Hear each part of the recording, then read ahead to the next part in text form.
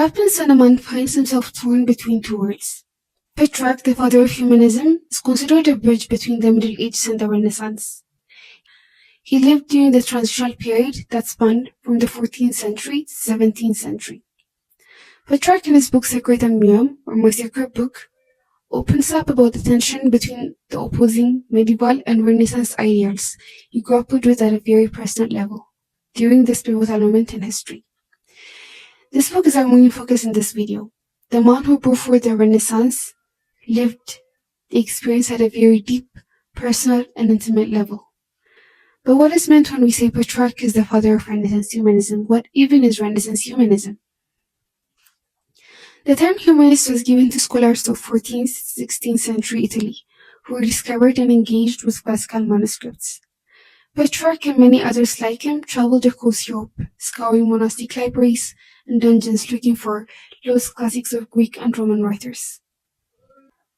They rediscovered lots of manuscripts with great passion and dedication.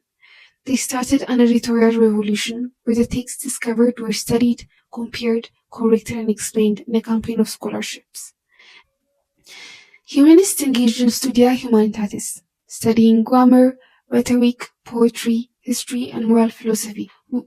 Laureate describes the beginning of the humanist movement, saying, "Humanists captivated the minds of Italy, turned it from religion to philosophy, from heaven to earth, and revealed to an astonishing generation the riches of pagan thought and art."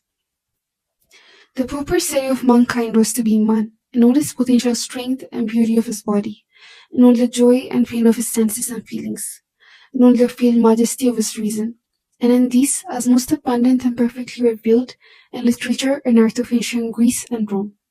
This was humanism. In calling Petrarch the first humanist, or the father of humanism, we mean that Petrarch started this tradition of rediscovering and studying classical manuscripts. He interacted with classical texts at a personal level, and in reading them, they opened to him a new world, both of philosophy and of literary art. He began to think like classical figures, and he longed to write like them. These texts are what started his lifelong obsession with Roman history. Living in medieval Europe, where pagan culture, art, and philosophical traditions were completely erased and replaced with strict religious teachings and doctrines, when Petrarch fell in love with Roman antiquity, he sought to bring back the lost philosophical and literary traditions of Roman antiquity. That is why we call it the Renaissance. It is the rebirth of a once lost culture, and Petrarch started this rebirth by reinstituting lost traditions and worldviews that center human potential and societal progress.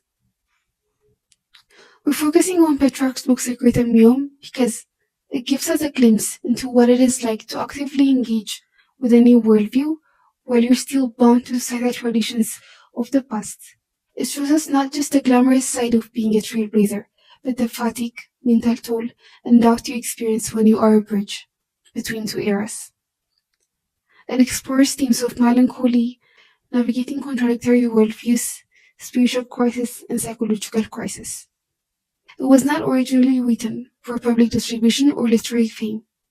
Petrarch wrote them as a cathartic exercise or therapy to resolve the conflict between his worldly ambitions driven by Renaissance humanism and his devotion to spiritual pursuit and Christian salvation. It is a book he put his anxieties, doubts, and vulnerabilities in without filtering them. To understand Secretum with the intensity it deserves, we need to have a context for it by exploring Petrarch's life and upbringing. Petrarch was born in Arezzo during his family's exile from Florence, Italy. They moved around both in Italy and parts of France, depending on job opportunities for his lawyer father. He was sent to Montpellier, then to Bologna to study law because his father wanted him to follow his footsteps. But Petrarch had an unquenchable thirst for literature and did not want to study law. The only part he cared for his legal texts was their numberless reference to Roman antiquity. It is because of them he fell in love with classical Rome. He read Virgil, Cicero, Seneca, Horace, and Statius, and many others during his days in university. But he had to hide his books from his father because his father wanted him to fully focus on his profitable law studies. But after his parents passed away, he abandoned his law studies and moved back to Avignon, his hometown, and took back minor orders in the church. Then he entered the influential household of the Cardinal Giovanni Colonna. This provided income for him, and the cardinal became his patron, financing his travels across Europe to scour monastic libraries and discover historic works. He was also given the freedom to live and write in his cottage in Vaucluse, where he went to escape the busy Avignon. This allowed him to focus on his humanist endeavors. The texts Petrarch hunted for and unearthed include Cicero's personal letters to Atticus, Quintus, and Brutus, the foundational Ambrosian Virgil, and Livy. He tracked down and recovered lost or rare works by Cicero, Quintilian, and Livy. He was employed as an ambassador and diplomat, serving the papacy in Avignon, so his political travels provided him with a broad European network. He met scholars, rulers, and officials, promoting the study of classical antiquity. In his travels, he revived the interest in Greek and Roman literature, and encouraged the translation of ancient texts. He directly trained and inspired the next generation of humanists. When Petrarch visited the ruins of Rome, he believed that by studying the physical artifacts and writings of the ancients, he could bridge the gap between his own time and the classical world. He coined the term the Dark Ages to describe the period of intellectual decline between the fall of Rome and his own era. In his secluded cottage in Vaucluse, wrote his books including The Canzoniere, Africa, De Viris Illustribus, Secretum, and Triumphi. Most of his books are about Roman history, Roman heroes, and Roman ceremonies. They showcase his deep knowledge and admiration for Roman antiquity.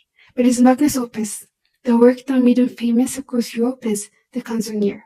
The Canzoniere is a collection of poems on which he worked on from 3030 up until his death, and he wrote them exploring the unrequited love he had for his muse Laura and the inner conflict that brought him.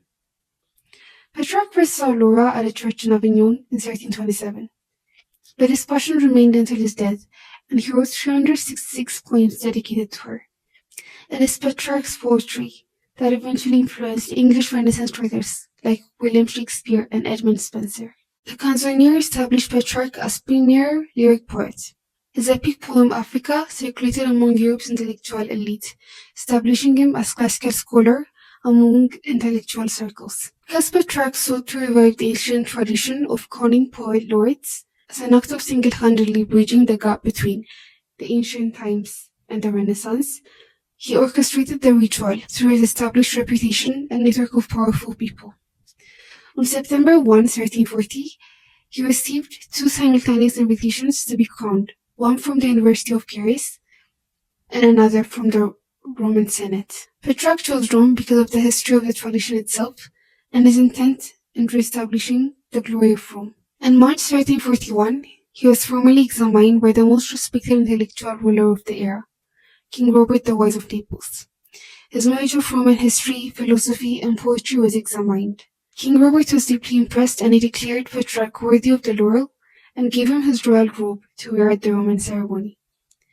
Petrarch then traveled to Rome, and the ceremony took place on the historic Capitoline Hill, the religious and political heart of ancient Rome. This is because in ancient Rome, Capitoline games took place where competitive poetry and rhetoric contests were held.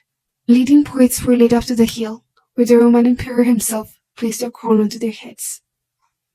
Petrarch begins his coronation speech saying, "Someone then might say, 'What is all this, my friend? Have you determined to revive a custom that is beset with inherent difficulty and has long since fallen into desuetude? And this in the face of a hostile and recalcitrant fortune? Whence do you draw such confidence that you would decorate the Roman Capitol with new and unaccustomed laurels? Do you not see what a task you have undertaken in attempting to attain the lonely steeps of Parnassus and the inaccessible groves of the Muses?' Yes, I do see, O my dear sirs. I do indeed see this, O Roman citizens. But a great sweet longing urges me upward over the lonely slopes of Parnassus. As I said at the outset, for the intensity of my longing is so great that it seems to me sufficient to enable me to overcome all the difficulties that are involved in my present task." Petrarch in his speech clearly expresses the goal of this ceremony. It is to revive the lost customs of the Golden Era. It is to redecorate the Capitol Hill with the laurel after it has been neglected for a millennium. It is to revive art, literature, and philosophy of the Golden Era. He acknowledges how difficult and seemingly impossible this task is. After all, it has been 1,000 years. The Capitol Hill, which used to be a sacred spiritual and administrative center of Rome, was stripped of its glory, and its structures were overcome by nature, covered in dirt and wildflowers. This ruin and decay symbolize the condition the traditions of ancient Rome were in. The love and respect for the arts, philosophy, and literature had been lost. But Petrarch, as the father of Renaissance, is on a quest to revive it. After he acknowledges how bold of an endeavor he is undertaking, he explains why he does what he does, what motivates him and gives him the audacity to do it. It is a sweet longing that urges him to climb the slopes of Parnassus.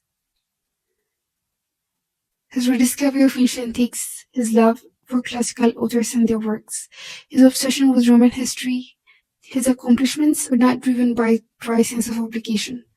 Rather, they were driven by the sweet longing, strong love, and passion he could not resist. Study without longing and without great mental pleasure and delight cannot attain the desired result. Another motivation that pushes Petrarch to climb the lonely slopes of Parnassus is this. I finally decided to come hither. Why, I ask you, if not the very reason that Virgil gives? Love of his fatherland has conquered. I was much moved also toward this decision by a certain affection and reverence for those ancient poets of excellent genius who flourished in this very city, who lived here, who are buried here. His love for Rome's rich history of honoring poets motivates him. The other driving factor, and the controversial one as that, is the charm of personal glory. The concept of seeking personal glory was villainized during the Middle Ages because of the religious worldview of the time that promoted intense humility, pessimistic view of human nature, pessimistic outlook on this current life and worldly pursuits. These values had replaced the Roman culture of seeking fame and glory through merit in leadership, art, and philosophy. These pursuits were deemed vain and sinful, and pure focus on salvation and the afterlife was encouraged instead. So for Petrarch to talk about the charm of personal glory, motivating hard work and literary excellence is truly Renaissance and humanist and how it revives the lost custom. The desire for glory is innate, not merely in the generality of men, but in the greatest measure in those who are of some wisdom and some excellence. There is hardly anyone who, after the completion of a laborious task or the meeting of perils, does not desire glory as a reward for what he has accomplished. The thought of the listener excites the feeling writer. Excellence grows when it is praised, and the thought of glory is a powerful spur. The desire for glory, acknowledgement, and reward motivates the writer to be excellent. Seeking glory inspires greatness, so like in Roman times, it should be sought out and granted. The Laureate title and this ceremony are acts of honoring a poet for his excellent work. While there are some who think it shameful to follow the footsteps of others, there are far more who fear to essay a hard road, unless they have a sure guide. Many such men I have known, especially in Italy, learned and gifted men, devoted to the same studies, thirsting with the same desires, who as yet, whether from a sense of shame or from sluggishness or from diffidence, or as I prefer to think from modesty and humility, have not entered upon this road. Boldly, therefore, perhaps, but to the best of my belief, with no unworthy intention, since others are holding back, I am venturing to offer myself as a guide for this toilsome and dangerous path, and I trust that there may be many followers. Petrarch viewed poetry as an important part of societal intellectual pursuit and progress, but in the Middle Ages, poetry was considered the least important of literature. It was regarded as the mere fable and lie due to the mythological aspect of Roman poetry and the pagan sentiments.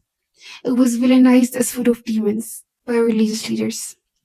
But Petrarch argues that this sentiment is absolutely wrong. Poets under the veil of fictions have set forth truth, physical, moral, and historical.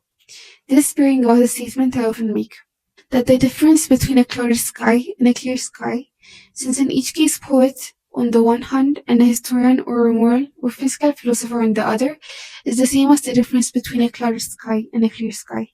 Since in each case, the same light exists in the object of vision, but is perceived in different degrees according to the capacity of the observers. Because poetry is moral philosophy, natural philosophy, history, basically truth veiled in fiction, it is incredibly important and valuable in driving progress. So Petrarch advocates for others to follow this literary path.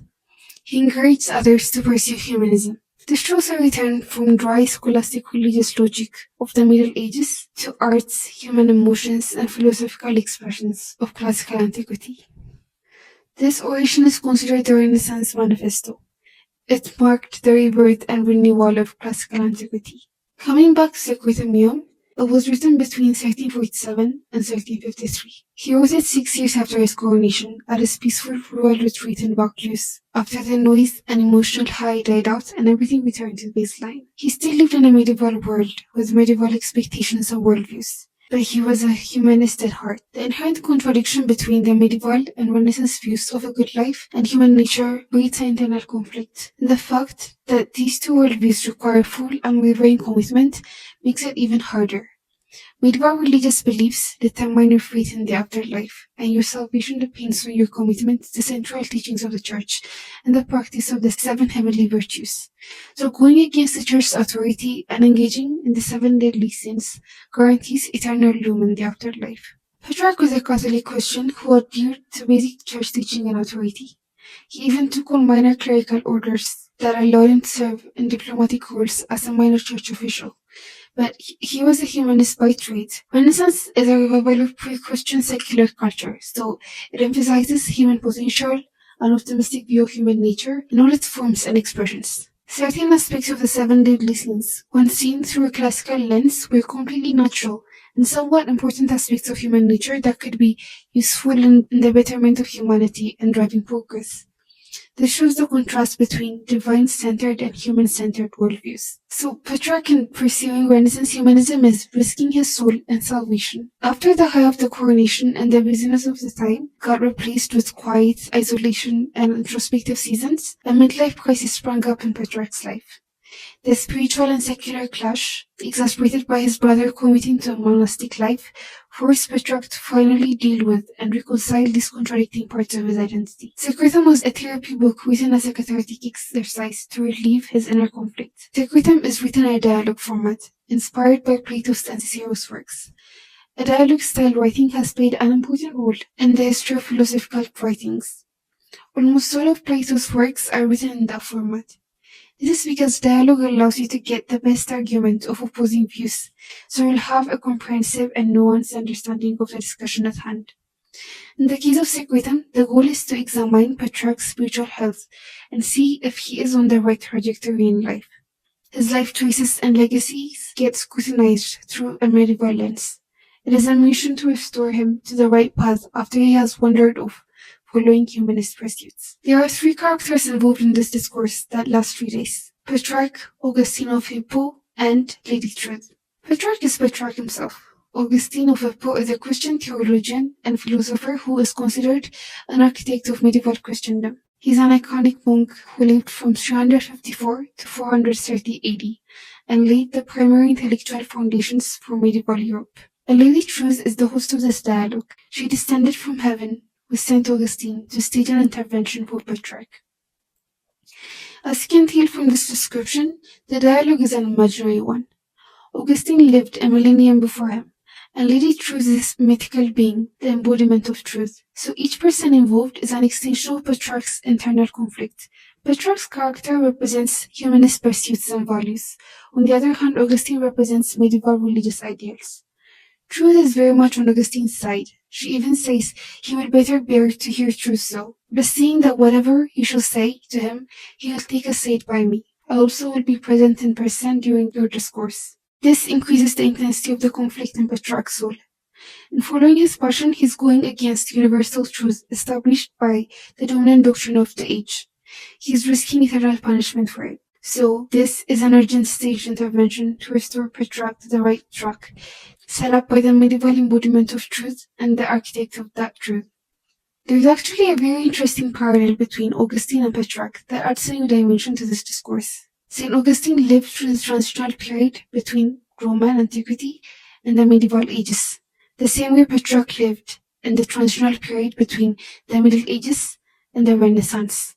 They weren't passive witness to these changes in their lifetimes. They actively worked to bring the change and later go on for the new era arriving.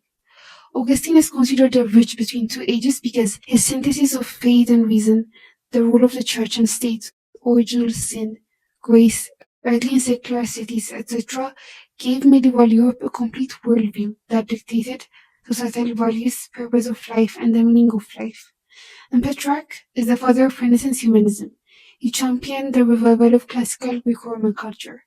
He brought the rebirth of ancient culture and worldview that eventually replaced the medieval culture. In this sense, they are antagonistic pioneers. Augustine's book Confessions somewhat corresponds to Petrarch's Secretum, because they're both introspective, psychological, and their theme is spiritual self-examination. It even feels like Petrarch drew inspiration from Confessions and maybe tried to mirror Augustine's conversion experience from a classical antiquity man who was a secular philosophy professor to a pious religious man. The act of restoring Petrarch to the right path involves replicating this conversion experience from a classical antiquity obsessed man with secular pursuits to a pious religious man fully dedicated to salvation and the afterlife. At the beginning of the discourse, Petrarch tells us, though we talked of many things, such against the manner of this age, and on faults and failings common to mankind, in such wise that the reproach of the master seemed, in a sense, more directed against men in general than against myself. So this conversion attempt is not specific to Petrarch. It is directed towards all human beings. Therefore, it is important to see how each worldview sees human nature, both at an individual and societal level. So let's get into that. Augustine's teachings regarding human nature and life on earth tend to be pessimistic, especially when compared to the humanist view. He described human life as wretched due to corruption by sin, and all human beings inherently guilty due to original sin. So the goal of life is finding salvation through religious virtue and adherence to church authority. Life on earth is filled with inevitable suffering. The life of mortals is a misery. Therefore, true happiness can't be found in this world. Instead of looking for happiness by seeking life's pleasures, one should endure the space in hope of finding joy in heaven. Not only is pursuing pleasure in this life of no avail, but it is also sinful because it is driven by pride, lust, greed, and other deadly sins. So basically, a good life according to this teaching is a life filled with humility and contemplation of the afterlife, with deep awareness of one's sinfulness and wretched nature, followed by active repentance and atonement. Humanism, on the other hand, has an optimistic outlook towards worldly life and pursuits. It gives emphasis to the human potential to understand and make the most of life on earth. Human beings are considered worthy of dignity and appreciation in all their strength and frailty. The human experience is emphasized and studied for the betterment and refinement of society. A greater emphasis is given to the current life, and humans are the central object of study. The book starts with Petrarch wondering about the afterlife and what follows when we depart Earth. While ruminating on this thought, a beautiful lady shining with an indescribable light approaches him, Lady Truth. She tells Petrarch, "Fear not, and let not the strangeness of my presence affright you in any wise. I saw your steps had gone astray, and I had compassion on you, and have come down from above to bring you a timely succor. Hitherto your eyes have been darkened, and you have poured too much upon the things on earth. If these so much delight you, what shall be your rapture when you lift your gaze to things eternal?" By Truth's side was the figure of an aged man, St. Augustine. Truth turns to Augustine and tells him, "Augustine, dear to me, above 1,000 others, you know how devoted to yourself this man is, and you are aware also with how dangerous and long a malady he is stricken, and that he is so much nearer to death as he knows not the gravity of his disease. It is needful, then, that one take thought for this man's life forthwith, and who so fit to undertake the pious work as yourself. Unless your present happiness has made you quite forget your former sorrow, you will remember that when you were shut in the prison of the mortal body, you also are subject to like temptations as his. But if that were so, most excellent physician of those passions yourself experienced, even though your silent meditation be full of sweetness to your mind, I beg that your sacred voice, which fame is ever a delight, should break its silence, and try whether you are able by some means to bring calm to one so deeply distressed." Truth basically wants Petrarch to get help from a human voice, and whatever Augustine says, Petrarch is expected to take a seat by her. Augustine accepts the role and leads Petrarch to a retired corner, embracing him, and throws a few steps in front. Then they all sit and the first day dialogue begins. Dialogue 1. In light of the goal of this 3 days conversation being addressing Petrarch's deadly malady or disease, day 1 focused on getting Petrarch to admit he is sick and that the cause of his disease is his moral failure. Augustine begins the dialogue by expressing his disappointment with humanity in general. He says, "O race of mortal men, this it is that above all makes me astonished and fearful for you. When I behold you of your own will, clinging to your miseries, pretending that you do not know the peril hanging over your heads, and if one bring it under your very eyes, you try to thrust it from your sight and put it afar off." Petrarch, when going through the midlife crisis, was experiencing unhappiness and psychological fatigue. And this experience of misery, pain, and unhappiness is a common experience fairly to everyone. Augustine is pointing out our experience of unhappiness and misery and asking us why we choose to ignore it. Petrarch answers, "O Father, what is this I hear? There are few men indeed who do not feel the lack of many things, and who would not confess they were so far unhappy. Everyone who questions his own heart will acknowledge it is so. By natural consequence, if the fullness of blessing makes a man happy, this burden of unhappiness all men would fain lay down, as everyone is aware, but everyone is aware also that very few have been able. How many there are who have felt the crushing weight of grief through bodily disease, or the loss of those they bred, or imprisonment, or exile, or hard poverty, or other misfortunes that would take too long to tell over, and yet they who suffer these things have only too often to lament that it is not permitted them, as you suggest, to be set free. To me, then, it seems quite beyond dispute that a multitude of men are unhappy by compulsion and in spite of themselves."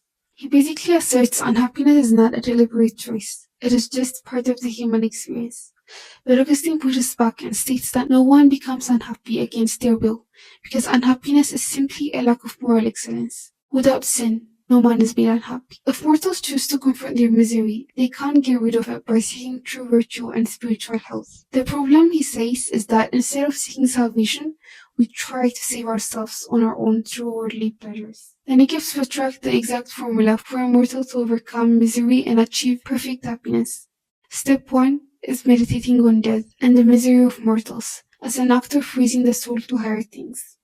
Step 2 is having a strong desire and purpose to rise through constant effort. Step 3 is receiving the power to be rid of it. Step 1. Meditating on death and misery. This death alone compels us all to see what little things we are. Juvenal. The core argument is this. A perfect knowledge of one's misery will beget a perfect desire to be rid of it, if only the power to be rid may follow the desire. What does it mean to have a perfect knowledge of one's misery? It is considering with any seriousness the fact that we all will die. And according to Augustine, meditating on death means picturing to ourselves the effect of death on each several parts of our bodily frame. The cold extremities, the breast in the sweat of fever, the side throbbing with pain, the vital spirits running out slower and slower as death draws near, the eyes sunken and weeping, every look filled with tears, the forehead pale and drawn, the cheeks hanging and hollow, the teeth staring and discolored, the nostrils sharp and sharpened, the lips foamy, the tongue foul and motionless, the palate parched, anxiety, the lungs hot and panting, breast, the hoarse murmur and sorrowful sigh, the evil smell of the whole body, the horror of seeing the face utterly unlike itself. Meditating this way brings the right reaction of trembling, turning pale, growing stiff, and actually feeling like you're enduring the pain, visualizing yourself being forced before the bar of judgment to account for all your deeds. Picture yourself 1,000 forms of punishment and pain, the noise and wailing of hell, the sulphurous river, the thick darkness and vengeful fires, that the misery knows no end and the despair is overwhelming. Because death is not the end of suffering, only a passage. The outcome of this meditation should be turning away from unworries like life. Step 2. Having a strong desire and purpose to rise, backed by efforts, is trusting out lower wishes and raising the soul to higher things, which are things of heaven, spiritual pursuits, and focus on the afterlife. And step 3, receiving the power to be rid of it, is having a conversion experience. The same way Augustine received grace and power to be virtuous in his conversion experience, if Petrarch develops a sincere desire to be raised to higher things and renounce the world and his humanist endeavors, a divine power can transform him into a new person that only goes after his spiritual pursuits and religious virtue. To begin the first step of Petrarch's transformation, it is important to identify Petrarch's temptations and practices that keep him chained to earthly pursuits. So that's the focus of the second dialogue. The specific vices causing Petrarch's moral failure and consequently his grave unhappiness are going to be identified in dialogues of day 2 and 3. He's going to be examined for the 7 deadly sins. The goal of meditating on death is to get Petrarch to turn pale in fear and tremble, so the fear motivates him to strive for moral excellence. But the issue is, the world is full of temptations that weigh us down. The medieval conception of life on earth was as a place of pilgrimage, where heaven is the soul's origin and final destination, and the world is a temporary place full of suffering and temptations. So the challenge every person faces in this pilgrimage is surviving the hardship, rejecting the temptations, and staying faithful to prove they're virtuous enough for an afterlife in heaven. But if you fall for the vanities and live a worldly life attached to this temporary place, you're going to be punished with eternal damnation. That's why Augustine tells Petrarch, it was from heaven your soul came forth.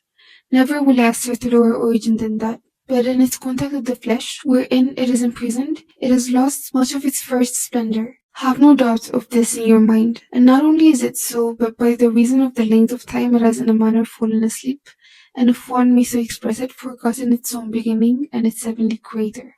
And these passions that are born in the soul through its connection with the body, that cause forgetfulness of its noble nature, are the passions that are known as the 7 deadly sins.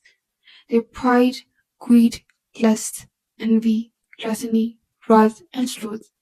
So if you fall for vanities of the world, they produce in you these passions. Even Petrarch admits, indeed, I was like a man setting out from his own country to see the world, and coming to the gate of some famous city, quite new to him, where charmed by the novelty of all around, he stops now here, now there, and looks intently on all that meets his gaze, describing his love for this temporary world.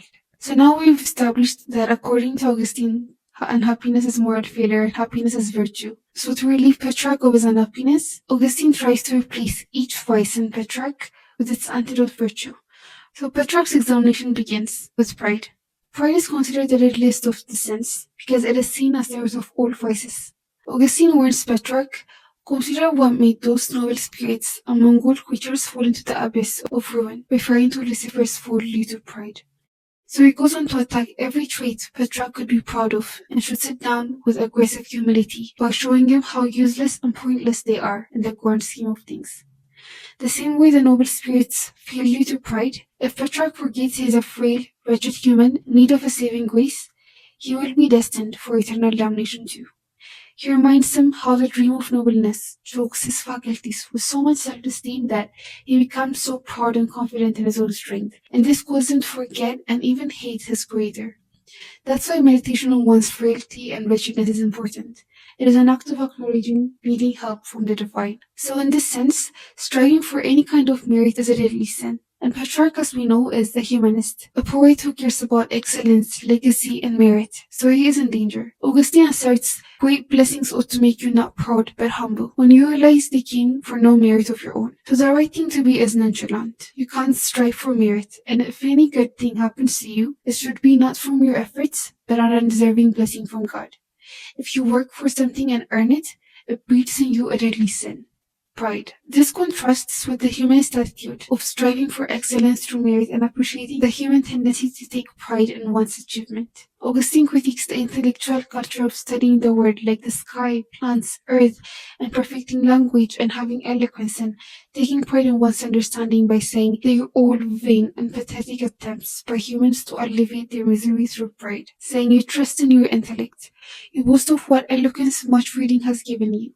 You take pleasure in the beauty of your mortal body. All these are worthless. Be thinking therefore what sort of confidence you can have in your own single powers, when the whole resources of that person, of that people, of which you are one, but a little part are judged poor, and how ashamed you should be to have spent so much time in pursuing something which cannot be attained, and which, if it could be, would prove after all but vanity itself.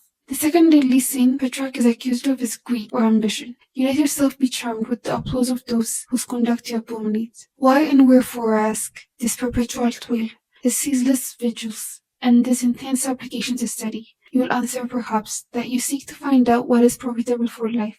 But you have since learned what is needful for life and for death. The kind of avarice Petrarch is accused of is not material greed. Rather, it is ambition, seeking to leave a legacy and an undying name. You let yourself be charmed with the applause of those whose conduct you abominate. He talks about how much time and energy Petrarch has put into writing his books, studying history and classical culture. How he keeps toiling to satisfy the public. He warns him that his pursuit of immortality of fame can keep him from having true immortality of life, because his quest for excellence draws his attention from cares of nobler spiritual things. Petrarch replies, I do not think to become as God, or to inhabit eternity, or embrace heaven and earth. Such glory as belongs to man is enough for me. That is all I sigh after. Mortal myself, it is but mortal blessings I desire. But the thing is, you cannot have both in this worldview. You need to completely reject all worldly wishes to have the heavenly. Petrarch seeks to use mortal things for what they're worth, and follow after human fame, knowing that it is meant to perish. But the problem is, in seeking mortal things, he is guaranteed to lose eternal life. The third sin Petrarch is accused of is melancholy, or sloth, which closely aligns with symptoms of depression actually. Petrarch describes his melancholy as this. Almost all other diseases which torment me, there is mingling a certain false delight. In this wretched state, everything is harsh, gloomy, frightful. The way to despair is forever open, and everything goads one's miserable soul to self-destruction. Moreover, while other passions attack me only in bouts, which though frequent are but short and for a moment, this one usually has invested me so closely that it clings to and torments me for whole days and nights together. In such times I take no pleasure in the light of day. I see nothing. I am as one plunged in the darkness of hell itself, and seem to endure death in its most cruel form. But what once many call the climax of misery is that I so feed upon my tears and sufferings with a morbid attraction that I can only be rescued from it by main force and in spite of myself. This is basically a textbook description of depression. In medieval times, sloth, melancholy, or depression was viewed as a profound spiritual failure and moral crisis. It is one of the 7 deadly sins. It was seen as an active choice to be lazy, apathetic, and sad. The lack of motivation to perform spiritual duties and care about salvation was seen as a failure to love God enough, a choice to loathe and give up on God and spiritual pursuits. So when Petrarch explains his sorrow, despair, and pain, it is registered as an active sin against God and moral failure. So Augustine asks him, why are you sad? So Petrarch gives him a list of things that trigger his depression and pain. The misfortunes in his life, his parents' exile, obsessive love for Laura, the Black Death causing him to lose many of his loved ones, hatred of the age he lives in, and the misfortune he witnesses in his environment, the disorder, corruption, shallow display of wealth, while many live in poverty, and bad conceit of himself cause him pain. So Augustine proposes a solution for this vice. The solution is to think of others' misfortunes and be grateful that he doesn't have it as bad as they do. And regarding what he witnesses in his surroundings, causing him despair, tells him to practice meditation and acknowledge it is outside his realm of control. And because life on earth in the medieval lanes is seen as a temporary abode, Augustine advises him to focus on the afterlife and give up on the hope of this life being any good. The last vice Petrarch is interrogated for is lust. Augustine actually describes Petrarch's love for Laura, his muse, and his quest for literary fame and legacy as chains that glitter in brilliance and dazzle him and keep him imprisoned. He doesn't want to break away because he is mesmerized by them, but they imprison him and cause him so much pain. They keep him from looking at the things of heaven. Petrarch has written 306 poems for Laura, describing his longing, despair, and guilt. Augustine shames him for how much time and energy he has put into admiring and celebrating a mortal woman, and shows him why his love for her is destructive. When confronted with the reality of her being immortal, Petrarch responds, the bare possibility of my surviving her, who is the base part of my life and whose presence makes all its sweetness, fill me with grief, and its memory makes me shiver.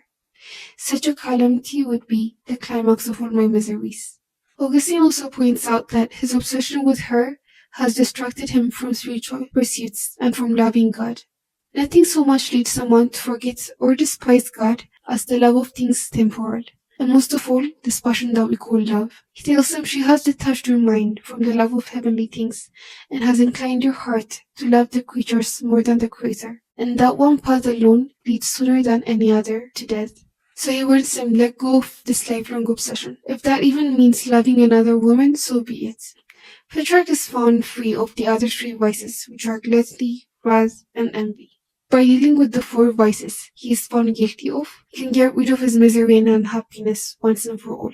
And this applies to all mortals too. But is it really that easy? How does humanism view these vices? And does Petrarch end up doing everything Augustine has told him to do? The original idea of unhappiness being a moral failure is very medieval, and in contradiction with humanism and classical antiquity's conception of human emotions. Unhappiness, rather than being a result of the seven deadly sins, and happiness a result of heavenly virtues, as Augustine suggests, both emotions and humanism are accepted as being part of the human experience. In classical antiquity, Aristotle had classified happiness into two kinds, and it still applies to this day. The first kind of happiness is hedonia, the kind of happiness you feel when you engage in an activity that brings you pleasure. It is a flicker of happiness you feel at the moment of pleasure that goes out once you're done with the activity. The second kind is eudaimonia. Eudaimonia is a sustained sense of well-being that comes from fulfilling one's potential, having a sense of purpose in life and in one's community. Happiness of this kind is not a spark of emotion, rather it is a sustained and lasting sense of well-being. In our modern understanding, happiness is a feeling of well-being and contentment produced by the interplay of specific brain regions, neural circuits, and chemical messengers. These chemicals are dopamine, oxytocin, serotonin, and endorphin. So hedonia is the kind of happiness that's more associated with dopamine, the reward chemical, and eudaimonia is more strongly associated with serotonin, a mood stabilizing chemical that provides a long-term feeling of contentment. The sense of well-being we call happiness evolved in us because in going after it, we ensure our survival and productivity in the natural environment. We eat because dopamine rewards us, and we contribute to our community using our potential because it gives us a stable serotonin and oxytocin, and those give us a sense of purpose. But we definitely are not designed for constant happiness. Rather, we're actually designed to constantly seek and pursue happiness every single minute of every day, both hedonic and eudaimonic happiness. Constant happiness is not a realistic concept because if it were, we wouldn't feel the need to work or to put effort into contributing to our society or form social bond with others because we're constantly high on dopamine, serotonin, oxytocin, and endorphin. And that would be a recipe for disaster. The medieval conception of happiness advocates for a sense of purpose or sustained eudaimonia that only comes from moral excellence and the avoidance of earthly pleasure. During that time, the pinnacle of true happiness was being a monk who has completely detached from the world and his pleasures by climbing on a pole and praying constantly. But humanist eudaimonia actually embraces hedonic happiness with its nuances. It is found not in the sole contemplation of spiritual matters, but rather in fulfilling one's potential, seeking excellence in your craft, while also enjoying the small pleasures in life.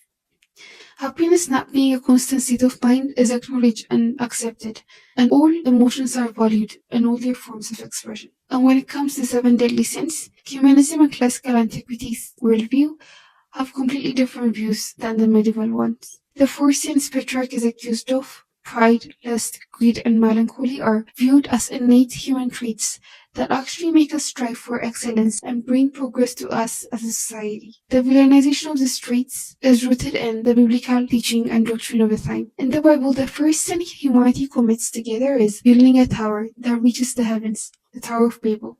This was an ambitious project that sought to make humans creators. Human beings started this project to bring honor to themselves, create a lasting legacy, and find security and safety. But this is how God responded. But the Lord came down to see the city and the tower the people were building. The Lord said, if as one people speaking the same language they have begun to do this, then nothing they plan to do will be impossible for them. Come, let us go down and confuse their language so they will not understand each other. This act is considered offensive and sinful by the divine because it came from a place of pride, self-reliance, and the pursuit of glory. Basically what Augustine described as pride and greed. A Renaissance humanism, basically being the rebirth of classical antiquity, considers Petrarch's ambition and pride as good things. A quest for excellence and greatness benefits not only the person, but society too. So they're not only acceptable, but they're considered virtues. The classical Greek virtue called arete, or excellence, represents the highest realization of a person's or a thing's potential. In contradiction to what Augustine tells us, the Greeks actually believed arete, or excellence, is the only path to eudaimonia, or true happiness and human flourishing. In classical Rome too, virtue was found in seeking glory and being ambitious by performing one's duty to family, the gods, and the state. Pride in one's achievement was expected and actually encouraged. So Petrarch, as the father of Renaissance humanism, pursued literary fame, merit, and legacy inspired by classical antiquity, and even in his coronation speech, he describes pride and ambition as being innate to human nature and could be used for societal progress. This idea still holds up today. There are traits that evolved in us to ensure our survival in relation to our position and status in our community. And also, a lot of feats of the Renaissance, like the artworks of Michelangelo, Leonardo da Vinci, Donatello, were motivated by ambition and competition. Patrons funding artists were motivated by their pursuit of legacy and an undying name. So our modern civilization is basically built on the backs of these traits. And Petrarch was the one to revive them after an era of them being villainized. And even when we're looking at melancholy, it was considered an evil sin and not a range of emotion or a seasonal life that humans experience.